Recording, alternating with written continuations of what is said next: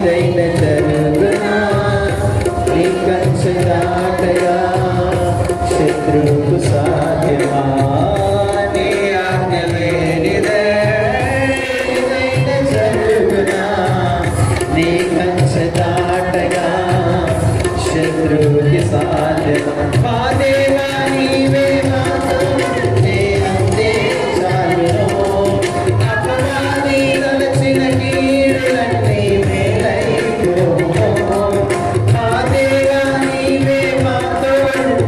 అంతే చాలును అపవాది తలచిన కీడులన్నీ మేలైపోను ఏమైనా చేయగలవు కలపన్నా జగస్లో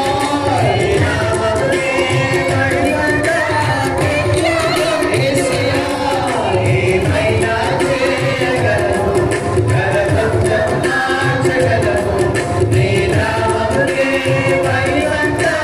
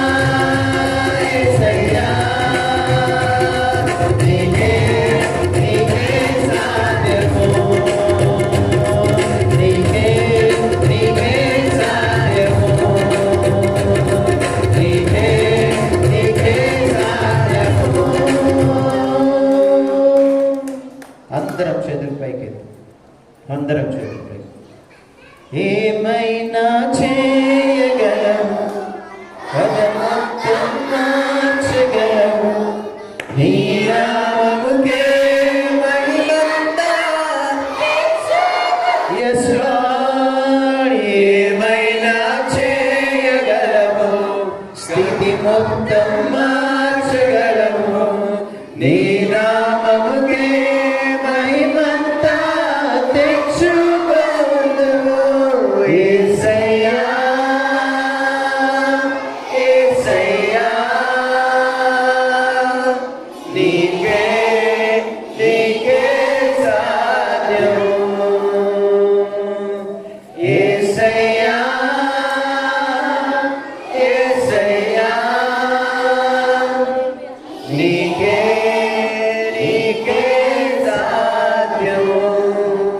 ప్రార్థన. మా పరిశుద్ధమైన దేవా మీకు స్తోత్రం చెల్లించుకుంటున్నాను. నీవు ఏమైనా చేయగలవు నాయన. మా స్థితిగతులను మా కథను మొత్తముగా మార్చగల గొప్ప దేవుడు నేను మీకు స్తోత్రం చెల్లించుకుంటున్నాను. డివోషన్ చెప్పబోచుండగా బిడ్డని మీ నోటి త్వరగా వాడుకోండి నాయన. ఇక్కడ ఉన్న ప్రతి ఒక్క బిడ్డని మీ యొక్క ఆత్మాభిషేకంతో దర్శించండి నాయన. మీకు స్తోత్రం చెల్లించుకున్నాం. ఈ VBS ద్వారా అనేక బిడ్డలు రక్షణ పొందులాగా కృపను చూపించండి. వాక్యము ద్వారా లోతైన విషయాలను తెలుసుకొని తమ హృదయాలను మార్చుకొని తమ జీవితాలను మార్చుకొని మీకోసము తమ జీవితాలను సమర్పించే పిల్లలుగా మీరు మార్చి మీరు మహిమ పొందుకుంటారు. మరొకసారి పిల్లలందరూ మీ యొక్క ప్రేమల చేతులకు అప్పగించుకుంటారు. నన్ను తగ్గించుకొని మీ ఘనమైన నామాన్ని నేను చేస్తాను. నజరుడైన యేసుక్రీస్తు నామమున ప్రార్థించి స్తుతించి అడిగి పొంది ఉన్నాము తండ్రి. ఆమేన్, ఆమేన్, ఆమేన్. Very good. అందరం కూర్చుని మాట్లాడండి. మాటలు రావు, మాటలు అస్సలు రావు. 1 1 2 చూడాలి. 1 అందరు నాలుగు 1 2 3 4 అట్లనే ఉంటాం. Praise the Lord. నిన్న యేసు ప్రభు ఏ విధంగా జన్మించి రాజు అయినప్పటికీ ఆయన మరి కిరీటం ధరించకుండా ముళ్ళ కిరీటం ధరించుకొని మానవాళి రక్షణకై ఈ లోకానికి వచ్చినట్లు మీరు మంచిగా వింటే నేను ఒక కథ చెప్తా. ఇక్కడ పిల్లలు నానా హలో అరే ఆ కథ ఏందో నాకు చెప్తారు. ఇక్కడ మీరే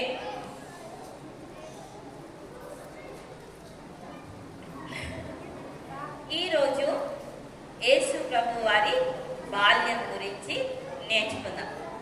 అయితే యేసు ప్రభు బాల్యం అంటే ఎట్లా ఉంటుంది చెప్పండి. బాల్యం అంటే ఎన్ని హ్యూమన్ స్టేజెస్ ఉంటాయి. స్టేజెస్ ఫస్ట్ స్టేజ్ ఏంటిది? చిన్న బిడ్డలు. తర్వాత రెండో స్టేజ్ బాల్యం. అంతేనా? మీరందరూ పిల్లలా అంటే ఎంగేజ్ కదా మీకు. తర్వాత ఏమొస్తుంది? వృద్ధాప్యం వస్తుందా? ముసలోళ్ళు అవుతారా? బాల్యం తర్వాత ముసలోళ్ళా? మన ఏం స్టేజ్ వస్తుంది? నెక్స్ట్ యవ్వనం వస్తుంది. రైట్? యంగ్ బాయ్స్ ఇక్కడ ఉన్నారు కదా, యంగ్ బాయ్స్ అండ్ గర్ల్స్. తర్వాత మ్యాన్ అండ్ ఉమెన్ కదా. అడల్ట్హుడ్, చైల్డ్హుడ్, అడల్ట్హుడ్ నేర్చుకుంటారా మీరు సైన్స్ బుక్లో. తర్వాత ఓల్డ్ ఏజ్. మీరందరు కూడా ఇప్పుడు యంగేజ్లో ఉన్నారు, కొందరు చైల్డ్హుడ్లో ఉన్నారు. మీరందరు బాగా చిన్నపిల్లలు ఉన్నారు, కొంచెం యవనస్తులు ఉన్నారు. అయితే యేసు ప్రభు కూడా ఈ లోకంలో జన్మించిండు కాబట్టి శిశువుగా జన్మించిండు. అయితే ఒక్కొక్క ఇయర్ పెరుగుతూ ఉంటాం కదా మనం. ఎప్పుడు పెరుగుతాం? ఎవ్రీ న్యూ ఇయర్కి పెరుగుతామా? ఎప్పుడు పెరుగుతాం చెప్పండి.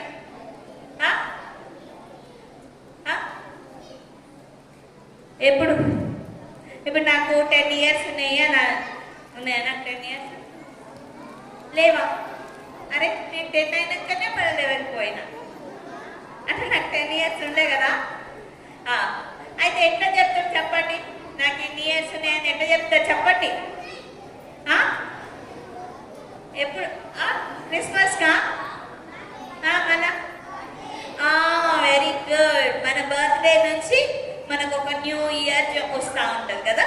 సో ఏసై కూడా మరి చంటి బిడ్డకుండే మరి 1 ఇయర్ 2 ఇయర్స్ అట్లనే ఆయన కూడా ఎదిగింది. ఆయన చిన్నతనం బాల్యంలో ఎట్లా ఉండే ఆ మాట నేర్చుకుందాం. దానికి ముందు నేను ఒక చిన్న విషయం మీకు చెప్తా. ఇప్పుడు మీరందరు వినాలా. ఒక చక్కని పాట పాడినాం కదా. ఆ పాట ఎవరు రాసిండ్రో మీకు తెలుసా? ఏం పాట పాడినాం? వినోదన్న రాసిన. వినోదన్న రాయలే. వినోదన్న పాడతాడు, డాన్స్ చేస్తాడు అంతే. వినోదన్న పాట రాసినప్పుడు మనం కూడా వినోదన్న పాట అని చెప్తాం. రైట్? ఏం పాట పాడింది ఇప్పుడు ఆరాధనలో? ఏమైనా చేయగలరు. ఎవరు రాసిందో చెప్తారా ఈ పాట? చెప్తున్నాను అమ్మా. రాజ్ ప్రకాష్ పాల్ ఆయన బాడీలో రైట్. ఇంకెవరన్నా కరెక్ట్గా చెప్తారా? కూర్చోరాదు. పెద్ద పిల్లలు చాలా పాడతాం కదా ఈ పాట. ఇంకెవరన్నా చెప్తారా?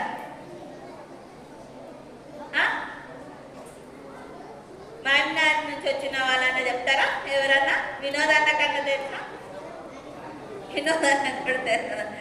రైట్. ఎవరు చెప్తున్నారు? చెప్పినానా? ఎవరో బాయ్స్ ఇక్కడ చెప్తున్నారు.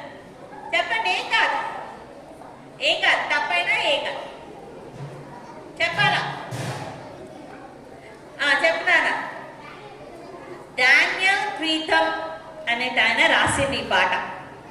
డానియల్ ప్రీతం అనేట ఆయన ఈ పాటను రాసిండు. పోతే ఈ పాట రాజ్ ప్రకాష్ పాల్ వాళ్ళ మిస్సెస్ పాడినప్పుడు చాలా మిలియన్ వ్యూస్ వచ్చినాయి. వాళ్ళకి చాలా మంది ఈ పాటను చూడడం జరిగింది. అయితే ఈ డానియల్ ప్రీతం ఉన్నాడు కదా, వింటున్నారా? డానియల్ ప్రీతము బెంగళూరుకు చెందిన, కర్ణాటకకు చెందిన ఆయన ఒక ముస్లిం కుటుంబానికి చెందిన ఆయన. వాళ్ళ తల్లిదండ్రులు యేసు ప్రభును ముందు నుంచి తెలుసుకున్న వారు కాదు. వాళ్ళ అమ్మ ముస్లిం, వాళ్ళ నాన్న హిందూ. అయితే వారు యేసు ప్రభువును తెలుసుకున్న తర్వాత మరి వారికి పుట్టిన సంతానం క్రిస్టియన్సే. డానియల్ ప్రీతం అని వారి పేరు పెట్టుకున్నారు. అయితే పిల్లలు, ఈ డానియల్ ప్రీతం యవ్వన కాలం, మీలాంటి చిన్న పిల్లలు ఉన్నప్పుడు ఒక సంగతి చెప్తా. డానియల్ ప్రీతం ఇప్పుడు ఈ పాట ఇంత ఫేమస్ అయింది కదా, చాలా మందికి మీరు యూట్యూబ్లో కొట్టి చూస్తే ఎంతమంది ఈ పాట చూసిండ్రో, ఎంతమంది ఈ పాట నేర్చుకున్నారో. ఎక్కడో ఉన్న మనం కూడా ఈ పాటను నేర్చుకున్నాం, పాడుతా ఉన్నాం. అయితే ఈ డానియల్ ప్రీతం చిన్న ఉన్నప్పుడంట నర్సరీ క్లాస్లో, ఎల్కేజీ క్లాస్లో, ఎవరైనా ఉన్నారా ఎల్కేజీ యూకేజీ పిల్లలు? ఇక్కడ ఒకసారి నిలబడండి. ఇంత చిన్నగా ఇక్కడ అన్నాను, ఇక్కడ బాయ్స్ కూడా ఉన్నారు. ఇంత చిన్న ఉన్నప్పుడు రైట్, మీకు కూర్చోండి బేట, కూర్చోండి. Very good. ఎల్కేజీ యూకేజీలో మీకు మార్క్స్ ఎట్లా వస్తాయి చెప్పండి? 20/20, 25/25 వస్తాయా? వస్తాయి కదా. ఏముంటాయి ఆంటీ? ఓన్లీ ఏబిసిడీలే కదా. డ్రాయింగ్ వేసుడు, ఇటు నుంచి అటు మ్యాథ్ చేసుడు, అన్నీ ఈజీ 25/25, 100/100. మాకైతే వస్తుండమ్మా, మీకు అందరికి వస్తాయి అట్లనే. కానీ నర్సరీలా పోనీ యూకేజీలా ఫెయిల్ అయిన వాళ్ళు ఎవరైనా ఉన్నారా? యూకేజీలా ఫెయిల్ కాదు కదా. కానీ డానియల్ ప్రీతము ఎల్కేజీలా యూకేజీలా చిన్నగా ఉన్నప్పటి నుంచి చాలా ఏమీ ఆయనకు చదువు ఎక్కేది కాదంట, చాలా ముద్దు ఉండేనంట. యూకేజీ కూడా 2 సార్లు చదవాల్సి వచ్చిందంట పాస్ కావడానికి. బిడ్డలు, నేను మీకు నిజమైన కథ చెప్తా ఉన్నా, వినాల. వింటే నేర్చుకుంటారు, మీరు వింటే నేర్చుకుంటారు. అయితే ఆయన చాలా చదువులో చాలా వీక్ ఉంటుండేనంట. అసలు ఏది చదివినా అప్పుడు నేర్పించేటప్పుడు కూడా ఆయనకు ఏది నేర్చుకోలేకపోయేటోడంట. ఇది వాస్తవంగా ఆయన జీవిత కథ. కానీ వాళ్ళ తల్లిదండ్రులు డానియల్ ప్రీతంని బట్టి చాలా ప్రార్థన చేసేదంట. ఒక్కరోజు మా డానియల్ని గొప్ప వాణిగా చేయదేవా, ఈరోజైతే డల్ మొద్దు ఏమి రాని స్థితిలో ఉన్నాడు డానియల్. కానీ ఒకరోజు నువ్వు డానియల్ని గొప్ప వాణిగా చేయని ప్రార్థన చేసేవాళ్ళంట. ప్రార్థన చేస్తూ ఉంటే ఎన్ని సంవత్సరాలు అయింది తెలుసా? చాలా సంవత్సరాలు అయింది. ప్రార్థన సహాయంతోనే డానియల్ ఒక క్లాస్ తర్వాత ఒక క్లాస్ చదువుకుంటూ వచ్చిందంట. దేవుడు ఆయనకు ఒక గొప్ప శక్తి ఇచ్చింది. ఏంటిది అని అంటే పాటలు రాయడం, దానికి రాగం కట్టడం.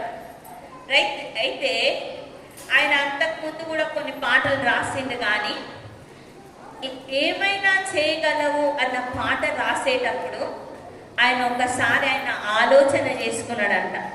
అరే నా జీవితం ఎట్లా ఉండే కదా, నేను చిన్నప్పుడు ఎంత మొద్దుంది కదా, ఎవ్వరు నన్ను ఇష్టపడేది కాదు కదా, అందరూ అంటుంటారు మొద్దోడు మొద్దోడు, వీడు యూకేజీ ఫెయిల్ అయ్యి అట్లా అంటుండే కదా.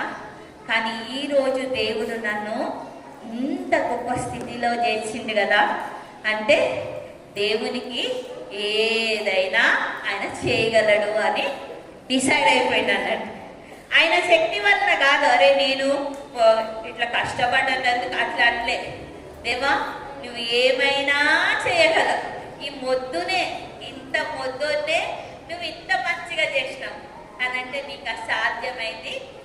ఆయన కథనే దేవుడు మొత్తం మార్చేసిందంట, జీవితమే మొత్తము మార్చేసిందంట. అందుకే అంటాడు ఆయన, నువ్వు కథను మొత్తం ఎవరి జీవితంలో జరిగింది, ఎస్టేర్ జీవితంలో ఆమె కథ అంతా ఇట్లా మర్లిపోయింది కదా, ఒక బానిసగా అక్కడికి రాజభవనానికి వచ్చింది.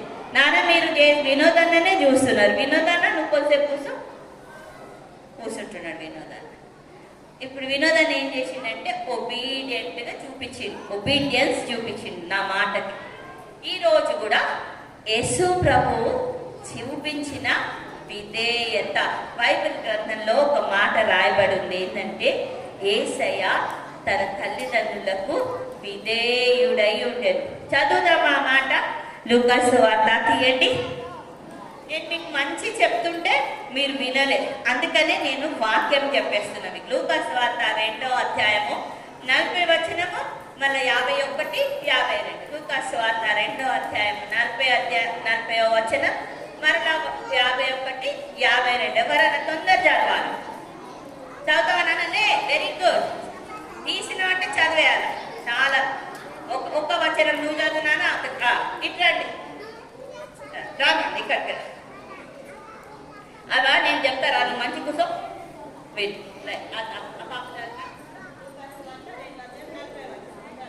లూకా సువార్త 2వ అధ్యాయం 40వ వచనం, బాలుడు జ్ఞానముతో నిండుకొనుచు ఎదిగి బాలము పొందుచుండెను, దేవుని దయ ఆయన మీద ఉండెను.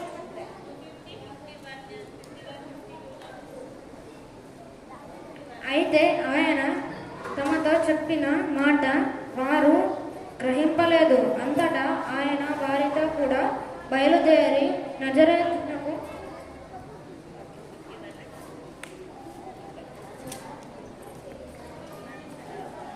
వచ్చి వారికి లోబడి ఉండెను.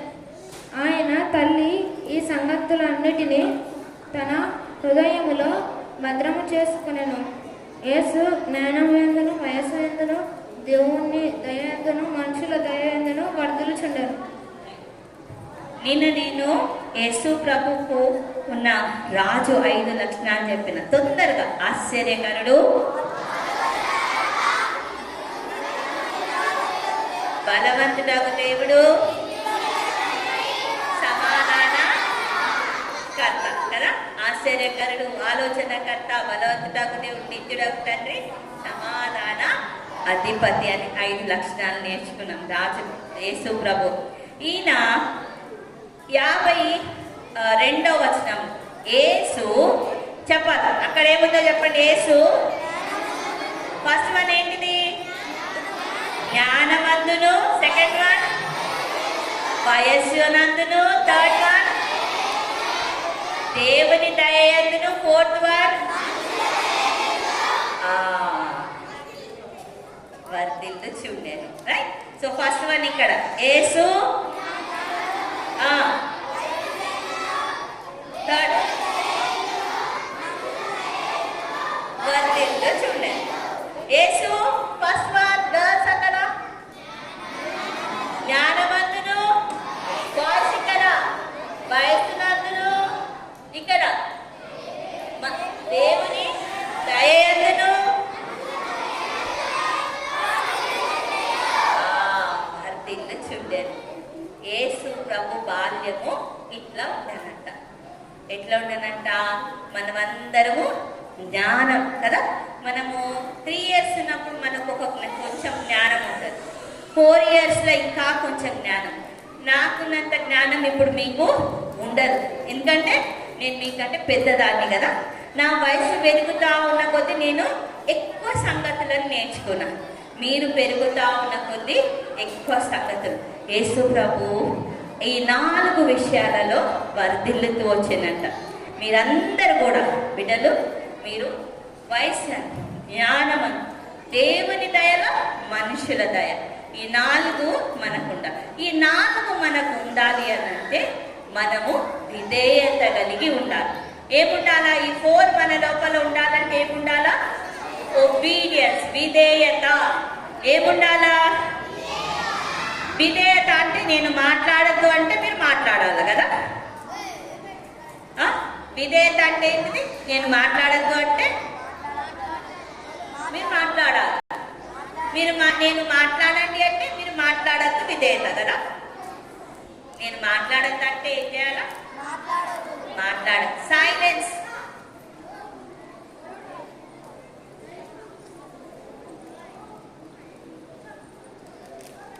ఇంకా శబ్దం వినవద్దు.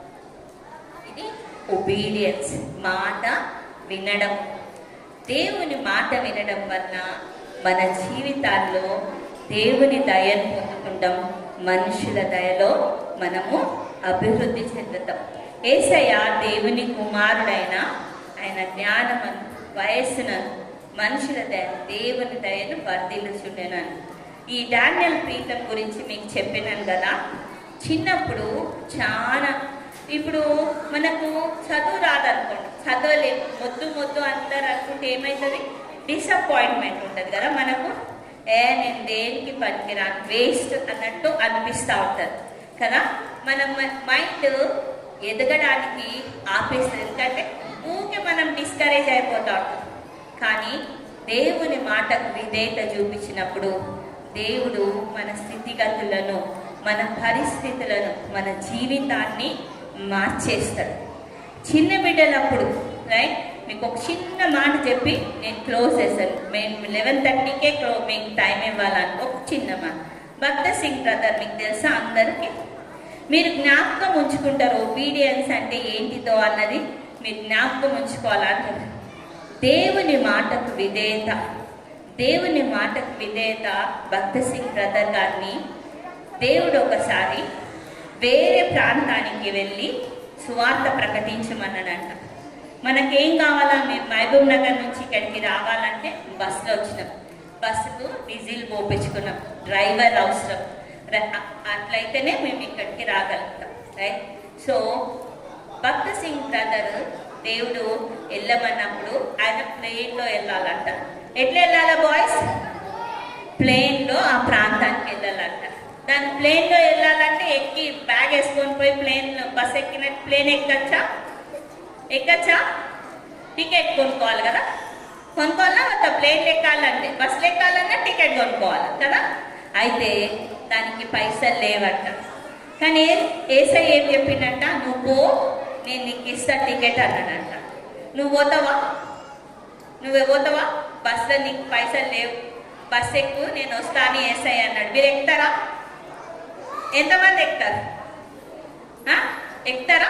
నిజంగా ఇప్పుడు బస్సు ఆపుతా నేను, మీరు పైసలు లేకుండా ఎంతమంది మైపున్నారు పోతారో నేను చూస్తా. కానీ okay, very good, Aadhaar card పెట్టుకొని పోతాం అక్క అంటున్నారు అనుకుంటా. బాయ్స్ మీకు పర్మిషన్ లేదు, గర్ల్స్కే అది. సో మేము పోతాం అక్క, కానీ అప్పుడు ఆధార్ కార్డు పర్మిషన్ కూడా లేదు. ఓకే, అయితే దేవుని మాటను విని భక్త సింగ్ బ్రదర్ ఎయిర్పోర్ట్ పోయిందంట. ఎయిర్పోర్ట్కి పోయి ఆ ఎయిర్పోర్ట్లో కూడా ఆలోచన చేస్తున్నట్ట, టికెట్ లేదు దేవా, ఎట్లా అని. వేసేయనంటే టికెట్ కౌంటర్ దాకా పోవాలన్నట. జోబులో ఒక్క పైసా లేదు, కౌంటర్ దాకా ఎట్లా పోవాలా? నువ్వు చెప్పినావు కదా దేవా, పోతా. కౌంటర్ దాకా పోయిందంట. లైన్లో నిలబడాలి కదా, లైన్లో నిలబడ్డాడంట. ఇది ఇంకా ఈయన నంబర్ వస్తుంటే ఈయన దగ్గర పైసలు లేవు కదా, ఈయన మెల్లగా వెళ్ళకపోతున్నా, నువ్వు పో అని అంటున్నాడు. ఇట్లా అందరినీ పంపిస్తుంది, ఎందుకంటే ఈయన దగ్గర కొనుక్కోవడానికి పైసలు లేవు కదా. లైన్లో ఉన్న వాళ్ళని ఒకరిని పంపిస్తున్నట్ట. లాస్ట్ పోతే ఇంకెంతవరు లేరంట. ఏం చేయాలి? ఈయన ఇప్పుడు ఈయననే పోవాలి కదా, ఈయననే పోయి కౌంటర్లో చేతి పెట్టిండంట. పైసలు ఉన్నాయా? లేవు. వెనకాల ఒక ఆయన వచ్చి ఇట్లా తట్టిండంట. వెనక తిరిగి చూస్తే నీకు ట్రైన్కి కావాల్సిన టికెట్ దేవుడు పంపించింది అన్నానంట. దేవునికి చప్పట్లు కొడదామా ఒకసారి?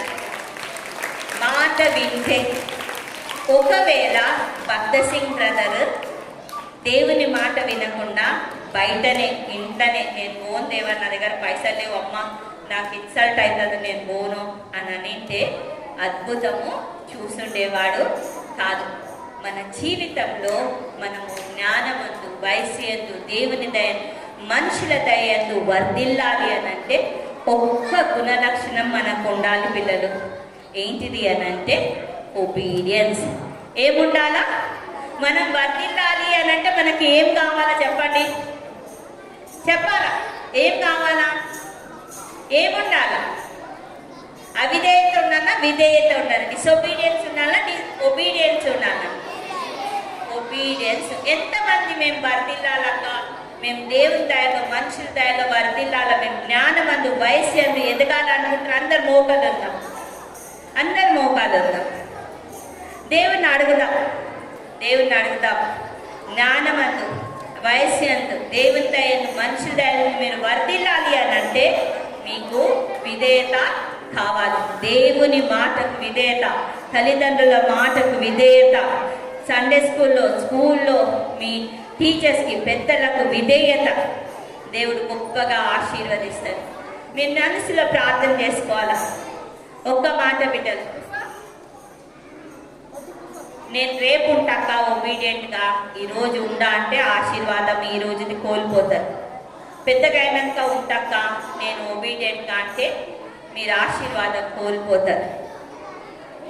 మీరంతా నా వెనకాల ఒక మాట చెప్పండి. యేసయ్యా, నేను వయసునందు, జ్ఞానమందు, దేవుని దయందు, మనుషుల దయందు వర్ధిల్లాలని అనుకుంటున్నా. నాకు విధేయత నేర్పించండి. నీ మాటకు లోబడే మనసుని దయచేయండి. తల్లిదండ్రుల మాటకు లోబడే మనసు దయచేయండి. నేను ఈ లోకంలో గొప్పగా ఆశీర్వదించబడాలని ఆశపడుతున్నాను. నన్ను ఆశీర్వదించండి, నన్ను దీవించండి, నా స్థితిని మార్చండి, నా మనసు జ్ఞానముతో నింపండి. నేనందరి ఎదుట నీ బిడ్డగా, నీ నామం మహిమపరిచే కృప దయచేయండి. యేసు నామములో ప్రార్థిస్తున్నాను తండ్రి, ఆమేన్. మీరందరూ కూర్చోండి. రైట్. దేవుడి మాటలు మన వెంకిల్లో దీవించును గాక. మరి క్లాసెస్కి డివైడ్ అవుతాం. కొద్దిసేపు కూర్చోండి.